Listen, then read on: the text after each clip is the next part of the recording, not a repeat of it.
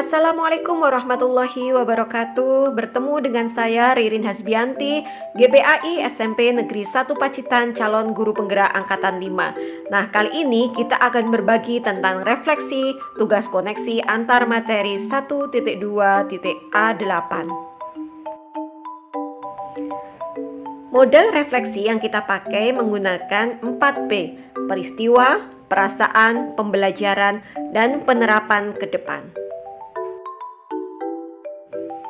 Sahabat guru penggerak, momen yang paling penting dan mencerahkan bagi saya dalam proses pembelajaran modul 1.1 hingga modul 1.2 adalah ketika mempelajari filosofi pemikiran Ki Hajar Dewantoro tentang berhamba pada anak, di mana pendidik harus menyesuaikan kebutuhan murid dalam belajar, menyesuaikan kodrat alam dan kodrat zaman, dan tugas guru adalah menuntun, menebalkan lakunya sehingga menjadi manusia seutuhnya.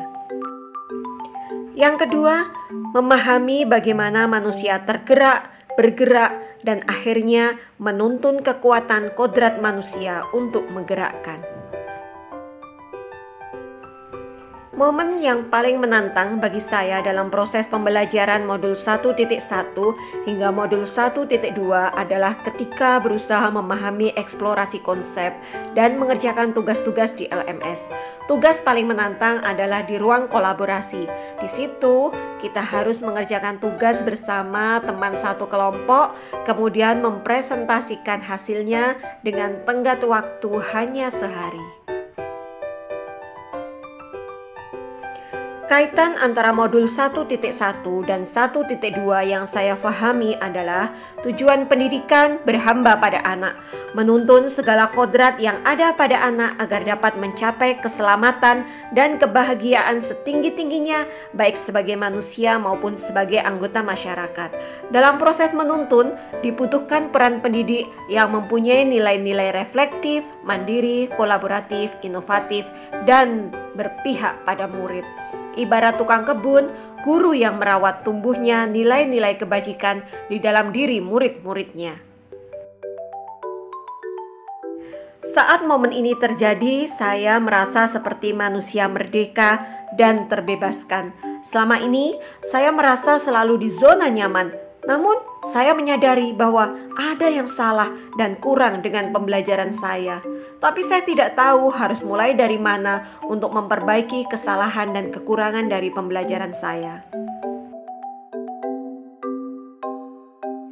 Sebelum momen tersebut terjadi, saya berpikir bahwa belajar berarti menghafal dan menguasai materi. Siswa yang baik adalah mereka yang duduk manis, diam, dan mendengarkan, mengerjakan semua tugas dengan baik, kemudian memperoleh nilai maksimal di rapot. Saya guru. Saya berhak menentukan semua kegiatan pembelajaran di kelas. Siswa hanya mengikuti apa yang saya rencanakan. Saya tidak pernah berkolaborasi dengan teman MGMPS terkait pembelajaran di kelas. Sekarang saya berpikir bahwa siswa adalah partner. Tugas guru adalah menuntun, melibatkan siswa mulai dari merencanakan pembelajaran sampai menghasilkan produk. Belajar berarti ada perubahan, dari tidak tahu menjadi tahu.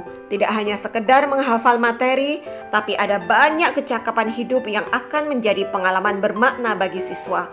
Kolaborasi itu penting. Bekerja sama dengan teman MGMPS dalam merancang pembelajaran kelas akan banyak menghasilkan ide baru, segar, dan inovatif. Penerapan ke depan, saya memprogramkan pengembangan diri sederhana yang saya namakan Diladimar. Kelas diferensiasi, pelatihan, mulai dari diri, kerjasama, dan karya. Diladimar yang pertama, mengapresiasi keistimewaan tiap siswa dengan pembelajaran berdiferensiasi di kelas. Kedua, ikut pelatihan dan update informasi untuk peningkatan kompetensi.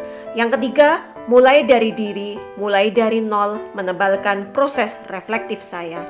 Yang keempat, berkolaborasi dengan teman sejawat, pertemuan rutin, mencipta banyak ide dan pengembangan terkait pembelajaran. Dan yang kelima, menghasilkan karya inovatif baik di bidang literasi maupun pengembangan pembelajaran. Demikian refleksi dari kami. Terima kasih dan selalu bahagia. Wassalamualaikum warahmatullahi wabarakatuh.